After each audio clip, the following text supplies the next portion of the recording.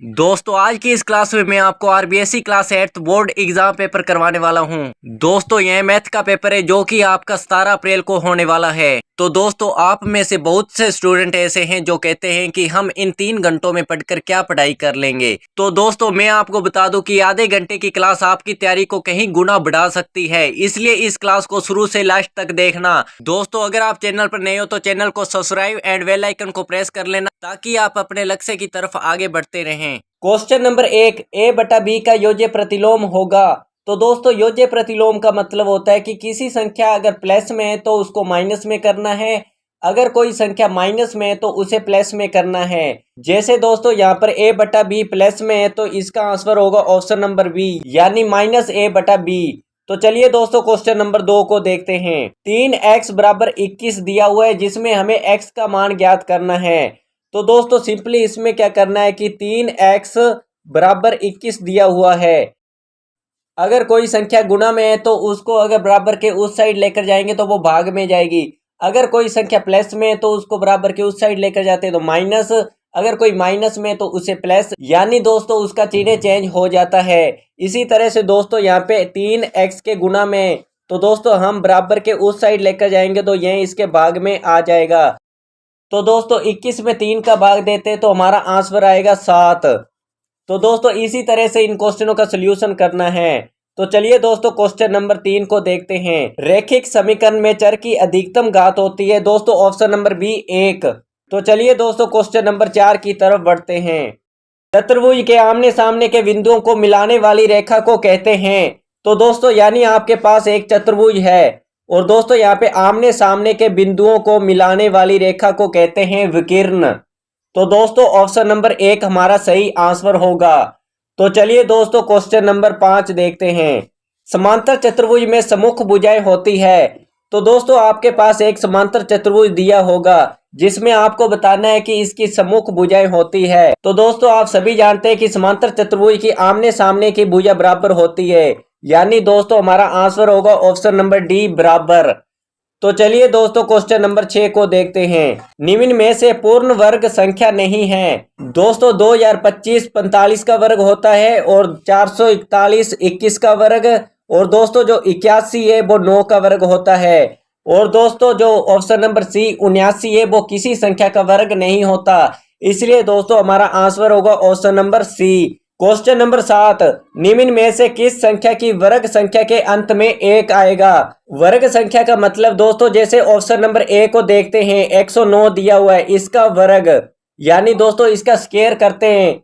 तो दोस्तों आप सभी जानते हैं कि वर्ग का मतलब होता है कि 2 बार गुना, जैसे 109 इंटू 109।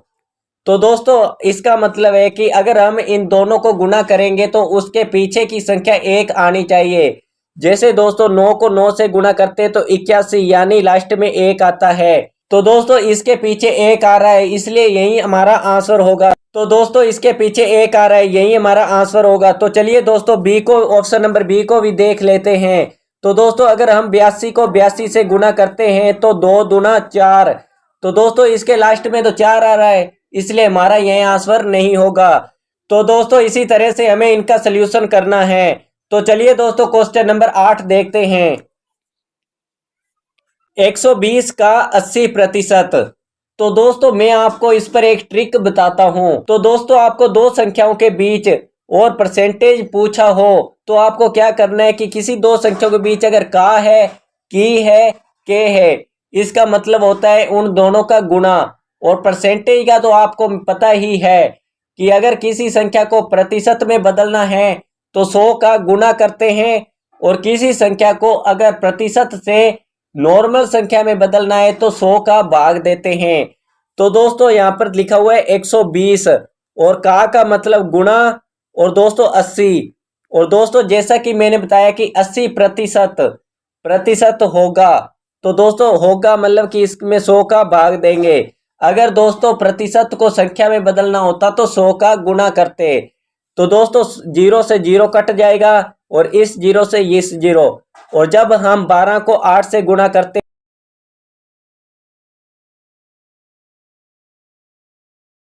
तो दोस्तों हमारा ऑप्शन नंबर सी सही आंसर होगा। तो चलिए दोस्तों क्वेश्चन नंबर 9 की तरफ बढ़ते हैं। त्रिभुज के तीनों कोणों का योग होता है। तो दोस्तों यहाँ पर आपको एक त्रिभुज दिया है और इसके तीनों कोणों का योग पूछा है। तो दोस्तों आप सभी जानते हैं कि त्रिभुज के तीनों कोणों का योग 180 डिग्री होता है। यानी दोस्तों ऑप्शन नंबर बी हमारा सही आंसर होगा। मूल बिंदु के निर्देशांक हैं। तो दोस्तों 0,0 मूल बिंदु के निर्देशांक होते हैं। तो चलिए दोस्तों नेक्स्ट क्वेश्चन को देखते हैं।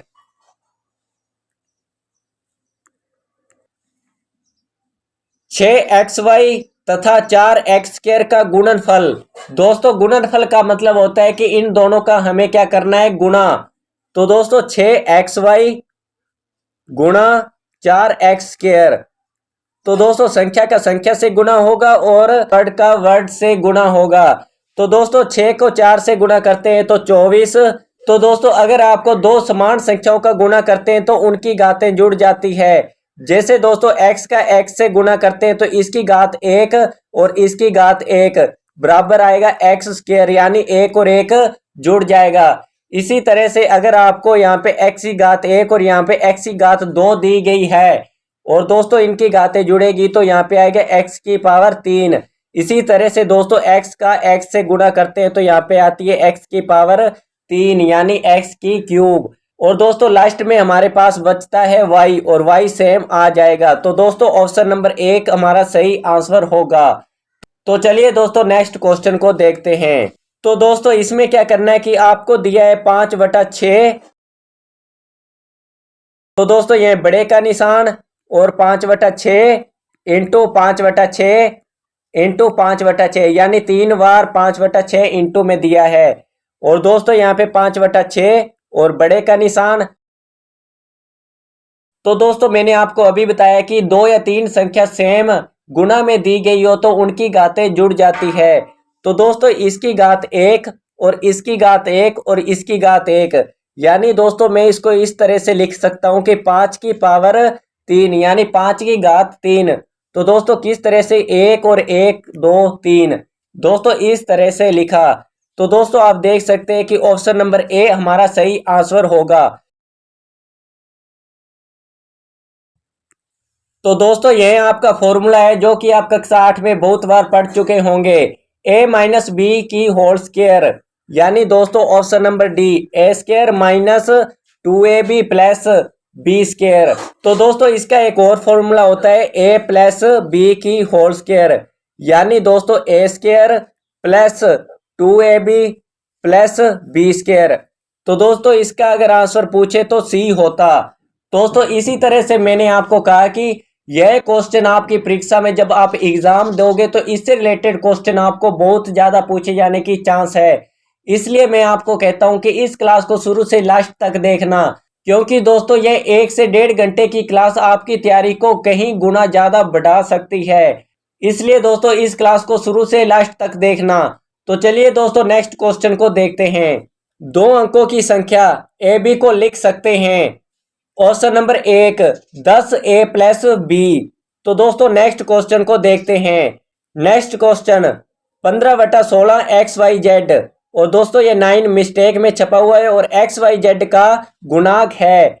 दोस्तों XYZ के गुणा में क्या लिखा हुआ है, 15/16, इसलिए हमारा आंसर होगा ऑप्शन नंबर बी 15/16। अगर दोस्तों कोई संख्या दी है और उसके साथ कोई शब्द या वर्ड दिया हुआ है, उसका गुणांक पूछा है, दोस्तों उसके गुणा में कोई भी संख्या हो वही उसका आंसर होगा। दोस्तों काफी सरल क्वेश्चन आते हैं आपके एग्जाम में, पर दोस्तों बहुत से विद्यार्थियों को मैथ पता नहीं क्यों हार्ड सब्जेक्ट लगता है। परंतु दोस्तों यह क्लास लगाने के बाद फुल मार्क्स आने की पूरी संभावना हो सकती है।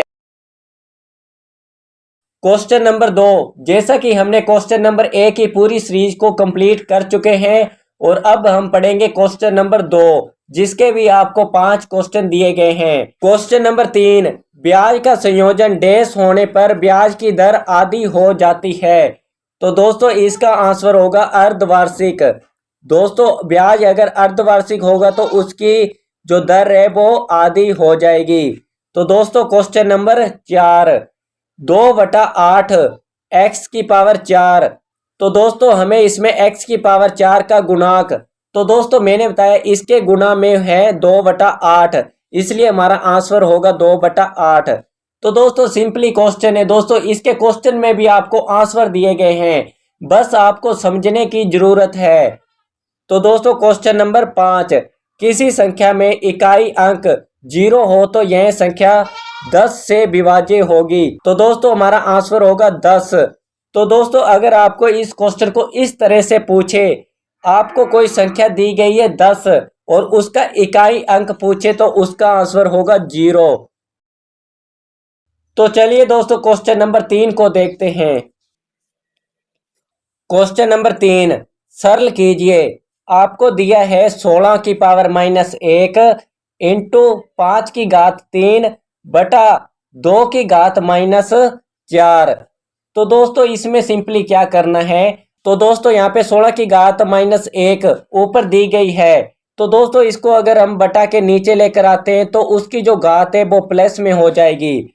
इसी तरह से दोस्तों अगर आपको 2 की घात -4 नीचे दिया गया है, अगर हम उसको बटा के ऊपर लेकर जाते हैं तो उसकी घात प्लस में हो जाती है, यानी 2 की घात 4 और यहाँ पे बचा है इंटू 5 की घात 3।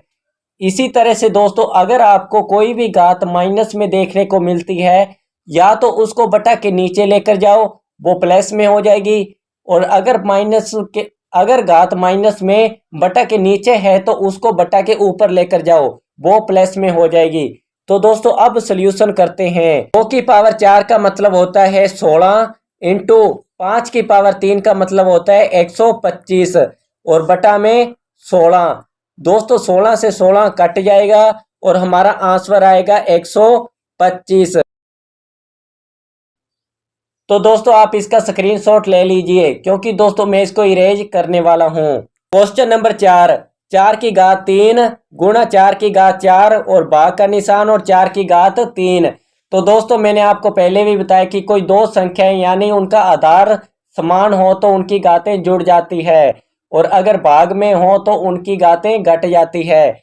तो दोस्तों 4 इंटू 4 उनका आधार समान है तो 4 और ऊपर वाली घातें जुड़ जाएगी 3 + 4 और भाग का निशान और 4 की घात 3। दोस्तों 3 + 4 4 की घात 7 और भाग का निशान और 4 की घातें 3। तो दोस्तों इनका आधार समान है तो इनकी घातें घट जाएगी, यानी भाग है तो घटेगी और गुणा है तो जुड़ेगी। दोस्तों 4 की घात 7 - 3 यानी दोस्तों 4 की घात 4 और दोस्तों 4 की घात 4 का हम सोल्यूशन करते हैं तो हमारा आंसर आता है 64। तो चलिए दोस्तों क्वेश्चन नंबर 5 को देखते हैं। 5/6x + 7/6x + 1/6x।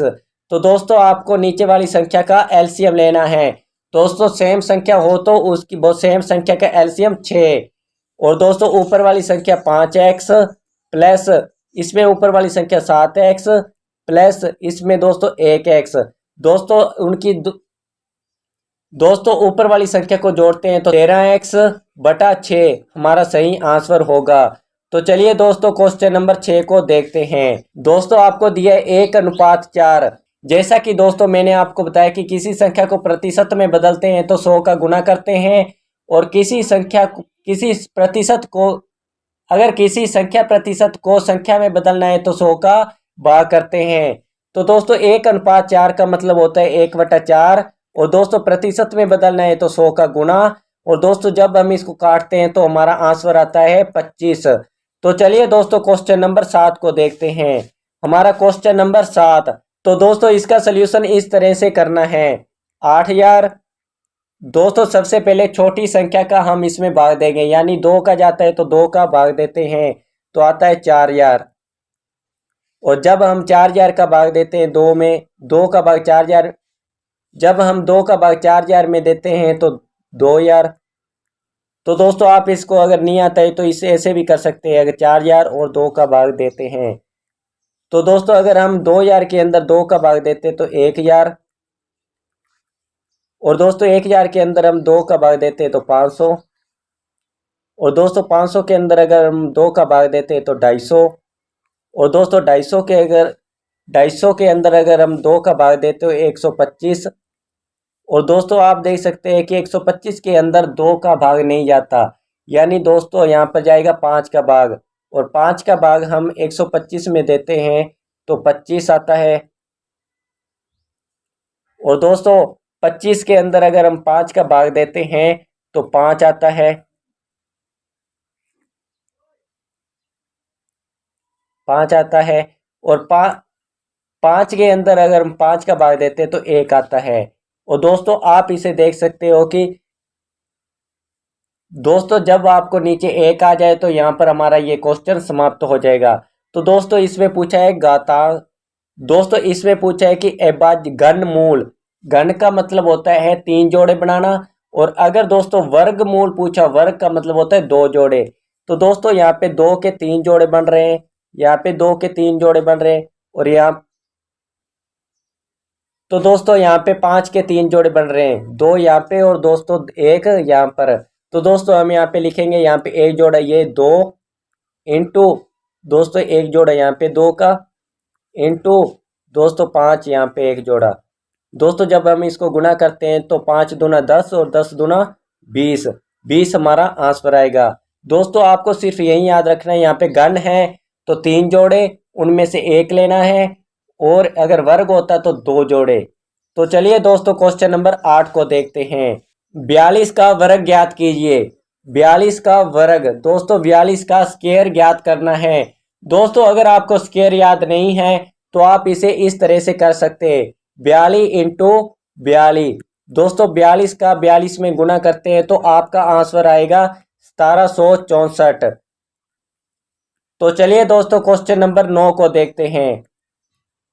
आयत की परिभाषा दीजिए। तो दोस्तों ये तो आप सभी जानते हैं आयत की परिभाषा के बारे में। तो चलिए दोस्तों क्वेश्चन नंबर 10 को देखते हैं। क्वेश्चन नंबर 11, 2x-3 बराबर x प्लस 2 को हल कीजिए। तो दोस्तों इसमें सिंपली क्या करना है कि जो x वाली संख्या है उसको एक तरफ और जो नॉर्मल संख्या है उसको एक तरफ। यानी दोस्तों इधर दिया है 2x, दोस्तों यहाँ पे x प्लस में है तो बराबर के इस साइड लेकर आएंगे तो -x और बराबर दोस्तों प्लस 2। और दोस्तों जो -3 इधर -3 का है और बराबर के उस साइड लेकर जाएंगे तो +3। तो दोस्तों 2x माइनस एक्स, तो यहाँ पे बचा x बराबर 2 + 3 तो 5। तो दोस्तों हमारा आंसर आएगा 5। तो चलिए दोस्तों क्वेश्चन नंबर 12 को देखते हैं। -2/3 गुणा 4/5 गुणा 6/16। तो दोस्तों इसको हमें हल करना है। दोस्तों जो संख्या कट रही है पहले उसको काटते हैं। तो दोस्तों 2 एकम 2, 2 8 16, 4 एकम 4 और 4 दूना 8, 6 को 2 से काटते हैं तो 3, 2 3 6 और 2 एकम 2 और 3 एकम 3 और 3 एकम 3। तो दोस्तों ऊपर देखते हैं तो कुछ भी नहीं बचता यानी 1। और दोस्तों नीचे देखते हैं तो यहाँ पर 5 बचा हुआ है और यहाँ पर 5। और दोस्तों यहाँ पे दिया गया है माइनस का निशान और यहाँ पे लगेगा माइनस, तो यही हमारा आंसर होगा। तो चलिए दोस्तों क्वेश्चन नंबर 13 को देखते हैं। ऐसी 5 परिमेय संख्याएं लिखिए जो 2 से छोटी है। तो दोस्तों 2 से छोटी यानी 0, 1 और 2, 2 से छोटी 5 दोस्तों 3 और यहाँ पे -1 और -2। तो दोस्तों 2 से छोटी संख्या है 1, 1/2, 0, -1 और -1/2। दोस्तों यह 5 परिमेय संख्याएं 2 से छोटी है। तो चलिए दोस्तों नेक्स्ट क्वेश्चन को देखते हैं। 3.02 गुणा 10 की पावर 6। तो दोस्तों यहाँ पे दिया 3.02 और 10 की पावर -6। तो दोस्तों मैंने आपको बताया कि अगर माइनस में घात दी गई हो तो उसको बटा में नीचे लेकर जाते हैं तो वो प्लस में हो जाती है। तो दोस्तों इसको बटा में करते हैं तो 10 की पावर 6 प्लस। तो दोस्तों यहाँ पे पॉइंट है, पॉइंट को हटाते हैं तो नीचे गुना में 100। दोस्तों यहाँ पे 2 शब्द, दोस्तों यहाँ पे 2 संख्या आती है पॉइंट के बाद तो 2 0 लगा देते हैं। तो दोस्तों यहाँ पे क्या करना है कि 302 ऊपर आएगा 302 और नीचे 10 की पावर 6 यानी दोस्तों 6 0 1 2 3 4 5 6 और 2 0 ये हैं 1 2। तो दोस्तों नीचे देखते हैं तो 1 2 3 4 5 6 7 8, 8 जीरो दी गई है। यानी दोस्तों हमें 8 यानी दोस्तों हमें 8 अंक छोड़कर पॉइंट लगाना है।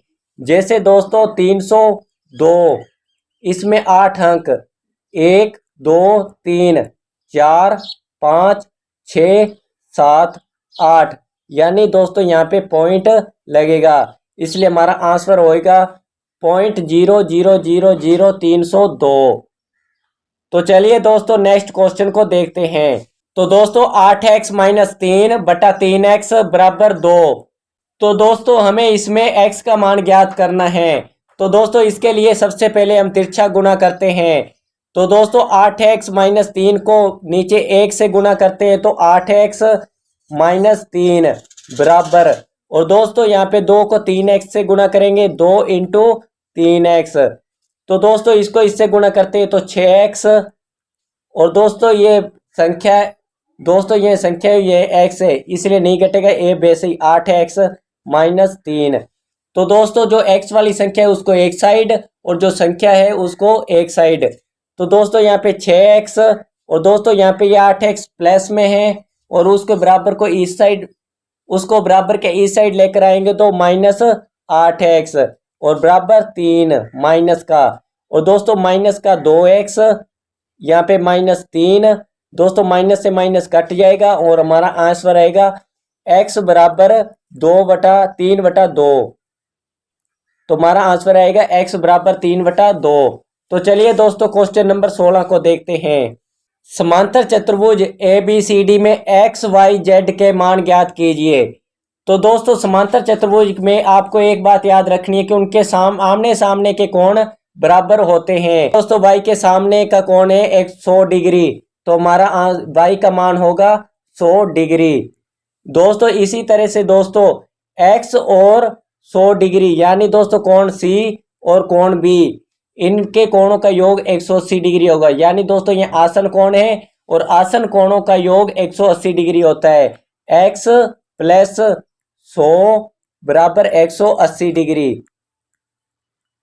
तो दोस्तों ये x प्लस, दोस्तों 100 यहाँ पे प्लस के, और वह बराबर के उस साइड लेकर जाएंगे तो माइनस, और 180 में से 100 गए तो हमारा x का मान आएगा 80।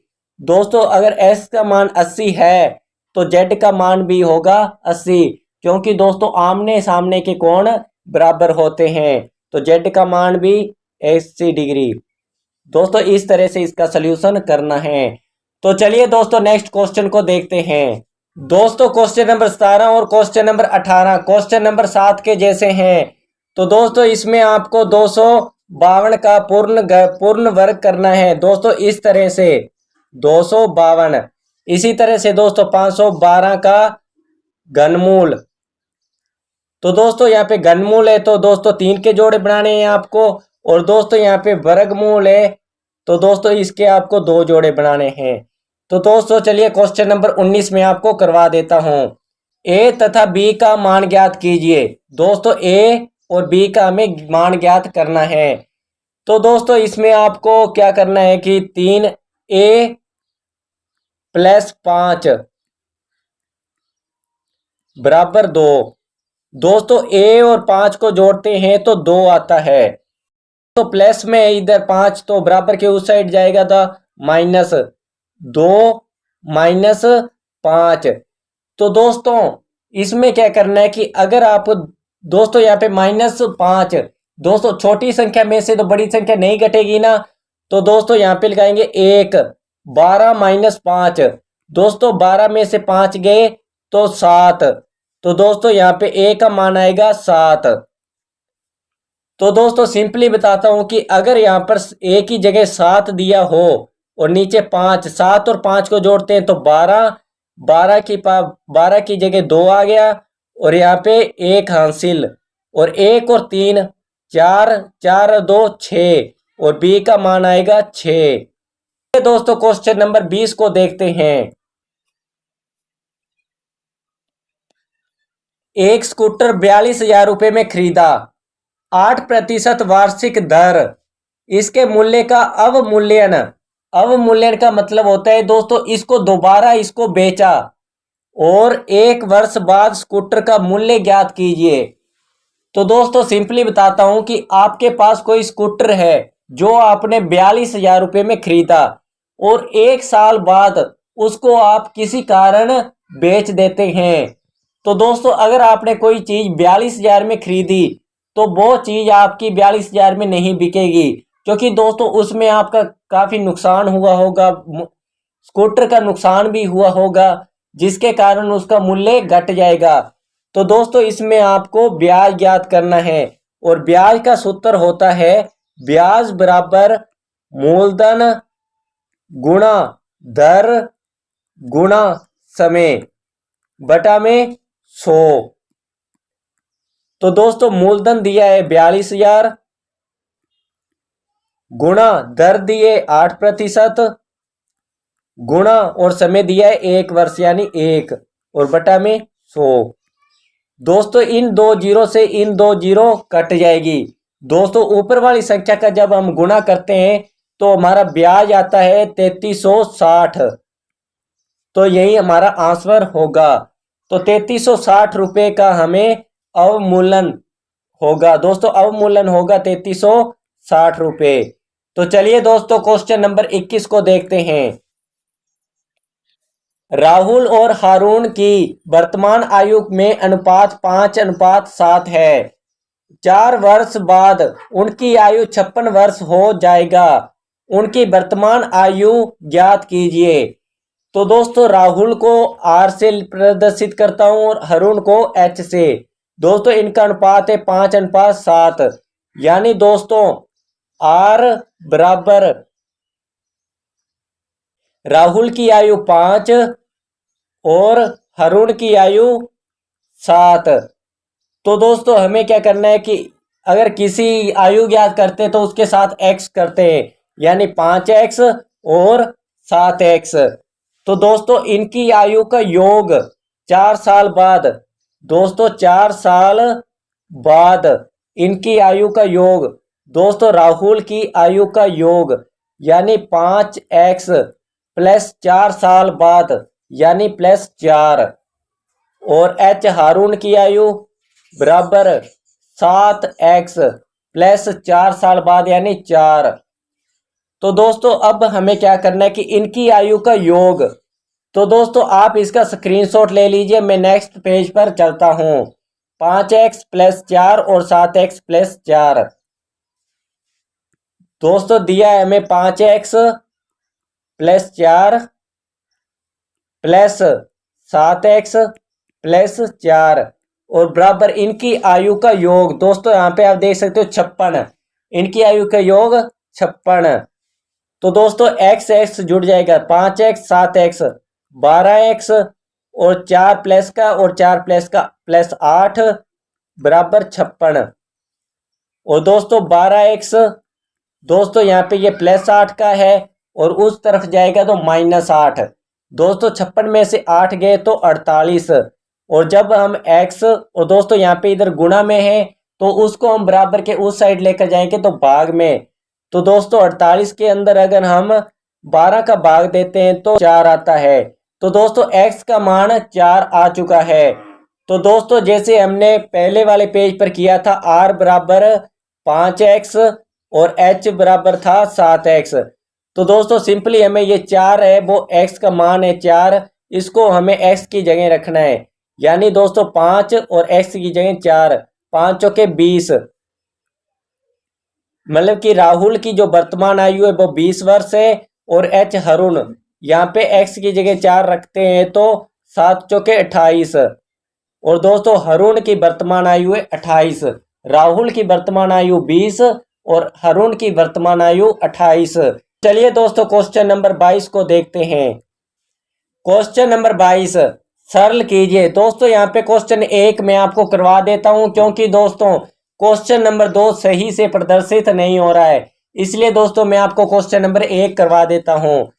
तो दोस्तों यहाँ पे दिया है a² + 5 और b की घात 3 + 3 और प्लस में 3। दोस्तों सबसे पहले a² को इससे गुणा करना है, यानी a² गुणा b की पावर b की घात 3 + 3, फिर प्लस का निशान और दोस्तों फिर इस 5 को इससे गुणा करना है, यानी 5 गुणा बी की घात 3 प्लस 3 प्लस ये 5। दोस्तों ए स्क्वायर को पहले बी से गुणा करना है, फिर हमें 3 से गुणा है। ए स्क्वायर इंटू बी की घात 3, और दोस्तों ए स्क्वायर को 3 से गुणा करते हैं तो प्लस 3 ए स्क्वायर, फिर प्लस 5 को दोस्तों पहले इससे गुणा करते हैं तो 5 बी की घात 3, फिर 5 को 3 से गुणा करते हैं तो 5 3 15 और प्लस 5। तो दोस्तों यहाँ पे ये तो सेम आएगा, ए स्क्वायर गुणा बी की घात 3 प्लस 3 ए स्क्वायर प्लस 5 बी की घात 3 प्लस दोस्तों ये 15, ये 5 जुड़ जाएंगे 20। दोस्तों यही हमारा आंसर होगा। तो दोस्तों आप इसका स्क्रीनशॉट ले लीजिए, क्योंकि दोस्तों मैं इसको इरेज करने वाला हूं। इस मान ज्ञात कीजिए। तो दोस्तों यहाँ पे आपको दिए 1/3 की घात -1 माइनस 1/4 की घात -1। तो दोस्तों आपको क्या करना है कि मैंने आपको कहा कि अगर घात माइनस में हो तो उसको बटा में करते हैं तो उसकी घात प्लस में हो जाती है। दोस्तों इसको सिंपली आप पलट देते हैं, यानी 1/3 को 3/1 करते हैं तो उसकी घात +1 और माइनस इसी तरह से दोस्तों 1/4 को पलटते हैं तो 4/1 उसकी घात +1।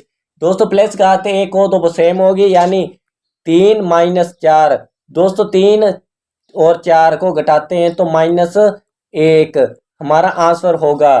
तो दोस्तों इसी तरह से अगर आप क्वेश्चन नंबर 2 को देखते हैं तो दिया है आपको -4 की घात 5 भाग -4 की घात 8। तो दोस्तों जैसा कि मैंने आपको बताया कि आधार समान हो, अगर गुणा में हो तो घातें जुड़ जाएगी, अगर भाग में हो तो घातें माइनस होगी। तो दोस्तों यहाँ पे आधार समान है तो -4, उनकी घातें 5 -8, यानी भाग है तो -8, यानी -4 की घात -3, क्योंकि दोस्तों 8 बड़ा है इसलिए 8 के आगे का चिन्ह है। तो दोस्तों इसका अगर हम सॉल्यूशन करते हैं तो दोस्तों यहाँ पे आप देख सकते हैं कि -3 यानी माइनस में घात आई है। दोस्तों इसको अगर हम भाग करते हैं तो जो घात माइनस में है वो प्लस में होगी। तो दोस्तों -1/-4 ऊपर घात प्लस में हो गई। दोस्तों इसी तरह से अगर हम सॉल्यूशन करते हैं तो इसका तो हमारा आंसर आएगा -1/64। तो चलिए दोस्तों आज की इस क्लास का लास्ट क्वेश्चन देखते हैं। तो दोस्तों इस क्वेश्चन को करने से पहले अगर आपने दोस्तों नेक्स्ट एग्जाम जो होने वाले हैं आपके, उसके मॉडल पेपर मतलब कि उसके क्वेश्चन पेपर चाहिए तो इस वीडियो के ऊपर आप 200 लाइक कर देना। वैसे दोस्तों यह ग्राफ पर किया जाने वाला क्वेश्चन है, पर मैं आपको इसके ऊपर हिंट कर देता हूं। तो दोस्तों मानो ये आपका एक ग्राफ है,